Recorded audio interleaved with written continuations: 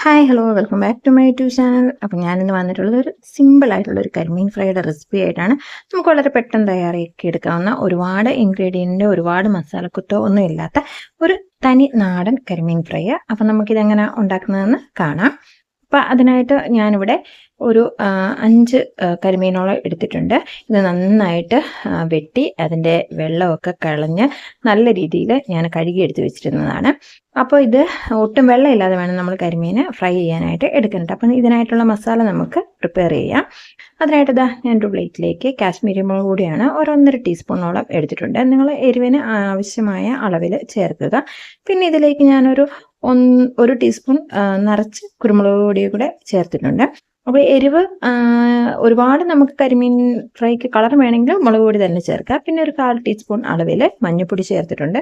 പിന്നെ ഞാൻ വീട്ടിൽ പൊടിച്ച ഗരം മസാലയാണ്, അത് ഒരല്പം ചേർത്തിട്ടുണ്ട്. ഇനി ഇതിലേക്ക് ആവശ്യത്തിന് ഉപ്പും കൂടെ ചേർത്തതിന് ശേഷം നമുക്കൊരല്പം നാരങ്ങാനീര് ഒഴിച്ചു കൊടുക്കാം. ഇനി അതിലേക്ക് ഒരല്പം വെളിച്ചെണ്ണയും കൂടി ഒഴിച്ചിട്ട് നമുക്ക് ഇത് നന്നായിട്ടൊന്ന് കുഴച്ചെടുക്കണം.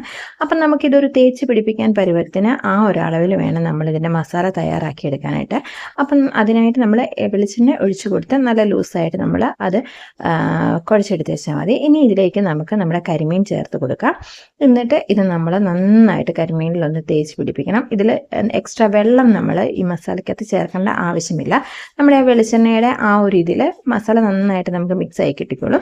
അത് നന്നായിട്ട് ഈ കരിമീനിൽ തേച്ച് പിടിക്കുക. അപ്പം നമുക്ക് നന്നായിട്ട് മസാലയൊക്കെ മീനിൽ നന്നായിട്ട് പിടിച്ചിരിക്കും. അപ്പോൾ ഇതെല്ലാം നന്നായിട്ട് അപ്ലൈ ചെയ്തതിന് ശേഷം നമുക്ക് കുറച്ച് നേരത്തേക്ക് ഒന്ന് റെസ്റ്റ് ചെയ്യാൻ വെക്കാം. ഫ്രിഡ്ജ് വെക്കുകയാണെങ്കിൽ അത്ര നല്ലത്. അപ്പം ഞാനിതിലേക്ക് നന്നായിട്ട് മസാലയൊക്കെ തേച്ച് പിടിപ്പിച്ചിട്ടുണ്ട്. ഇതൊന്ന് ഞാൻ ഇനി ഫ്രിഡ്ജിലേക്ക് റെസ്റ്റ് ചെയ്യാനായിട്ട് വെക്കുകയാണ്.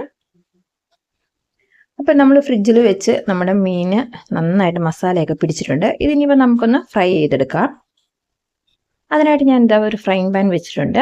ചൂടായി വരുമ്പോഴത്തേക്ക് നമുക്കതിലേക്ക് വെളിച്ചെണ്ണ ഒഴിച്ചു കൊടുക്കാം. ഒരുപാട് ഡീപ്പ് ഫ്രൈ അല്ല, നമുക്കൊരു ഷാലോ ഫ്രൈ ഉള്ള രൂപത്തിൽ മതി. അപ്പോൾ നമ്മൾ ആവശ്യത്തിന് വെളിച്ചെണ്ണ ഒഴിച്ചു കൊടുത്തതിന് ശേഷം അതിലേക്ക് ഞാനൊരു 3 തണ്ട് കറിവേപ്പിലയും കൂടെ ഇട്ട് കൊടുക്കുകയാണ്.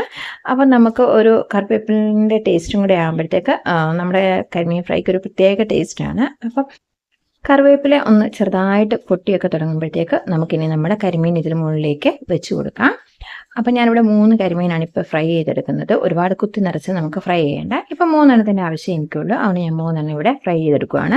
അപ്പം നമ്മൾ ഒരുപാട് ഫ്ലെയിം കൂട്ടിയിട്ടിട്ട് ഫ്രൈ ചെയ്യരുത്. നമ്മളൊരു മീഡിയം ടു ലോ ഫ്ലെയിം, ആ ഫ്ലെയിമിലിട്ട് വേണം കരിമീൻ ഫ്രൈ ചെയ്തെടുക്കാനായിട്ട്. അതുപോലെ തന്നെ നന്നായിട്ട് മൂത്തതിന് ശേഷമേ ഇത് മറിച്ചിടാവുള്ളൂ, അല്ലെങ്കിൽ നമുക്ക് പെട്ടെന്ന് പൊടിഞ്ഞു പോകും. അപ്പോൾ നമ്മളിതൊന്ന് ഒരു സൈഡ് മൂക്കുന്നതിന് വേണ്ടി വെയിറ്റ് ചെയ്യാം. ഇപ്പം അത്യാവശ്യം ഒരു സൈഡൊന്ന് മൂത്തൊക്കെ കിട്ടിയിട്ടുണ്ട്. നമുക്കിതിനെ ഇനി തിരിച്ചിട്ട് കൊടുക്കാം.